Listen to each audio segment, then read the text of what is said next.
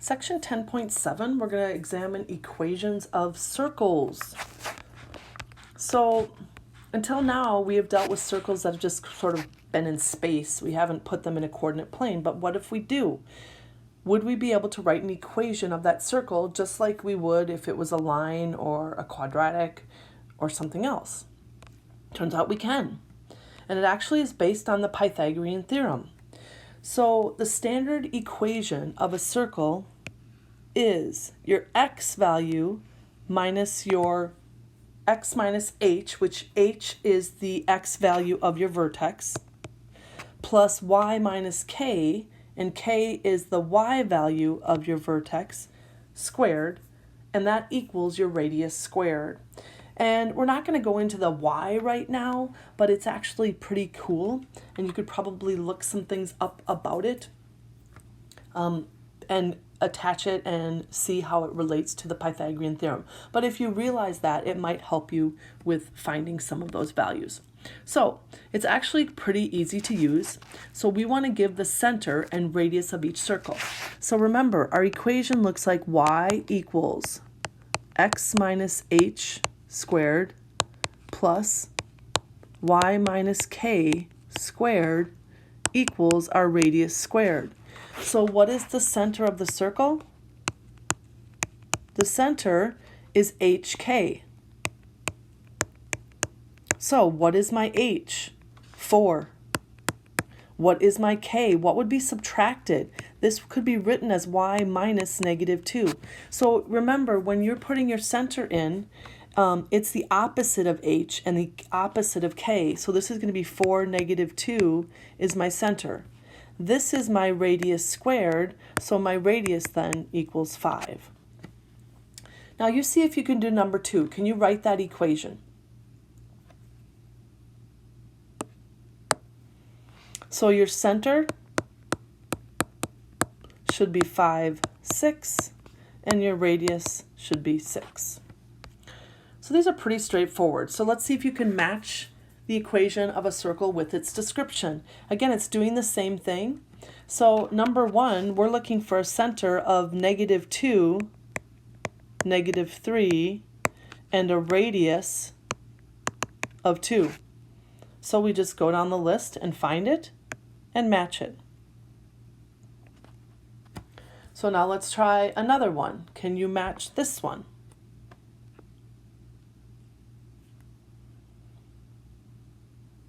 And this one down here should match up to this. One more, and then you can finish the rest on your own.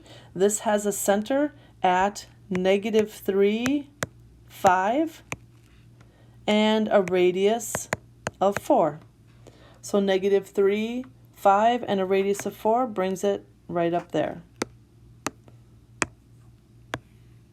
All right, see if you can match up the rest, and then you can check the notes to see if you've got them correct. Now we're going to do the opposite though. We're going to take the information and write the equation of a circle that has that center and the radius is 7. So again, if I write the equation of the circle up here, it's y equals x minus h squared plus y minus k squared equals my radius squared. So this is my h and this is my k. So I have to take and write x minus my h. So minus a -2, or the opposite of h would be y equals x plus 2 squared. That's how it's going to end up. You don't have to do the first step if you can just pull it out right there and drop it in. So this is going to be y minus my k. So it's minus 5, or it's the opposite of 5, or -5 squared. And then I put in my radius squared, but I don't leave it as 7 squared. I'm always going to write that as 49, just like when I simplified the first parenthesis.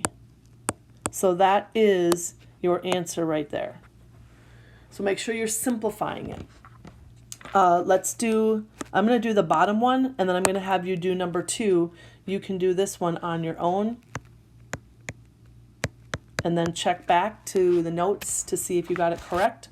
I'll do this one. So we have x minus 0 squared plus y minus 0 squared, because remember h and k, and then equals the square root of 7 squared.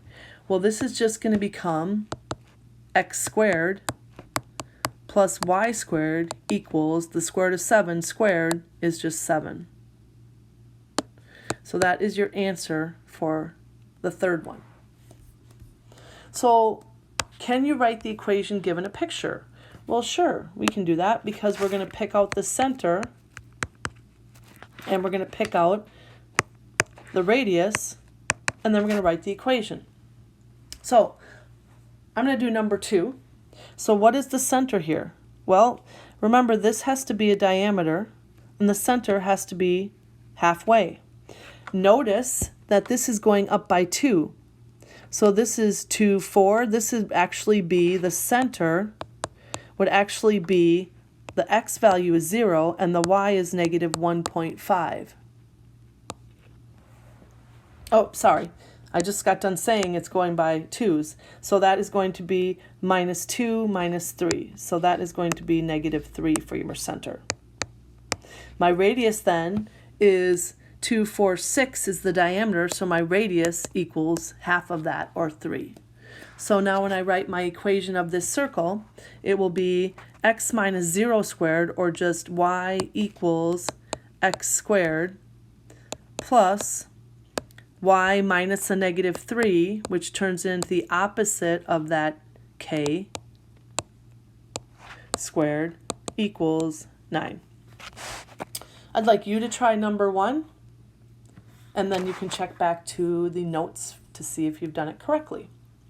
We're going to move on to see what happens if I give you the equation of the circle and I give you this as your center, and then it passes through the point 13.5, but I don't give you the radius.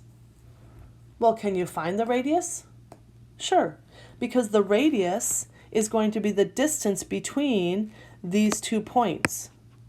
So I'm going to find the radius by simply finding the distance between those 2 points. So I'm going to take the difference in the x's squared.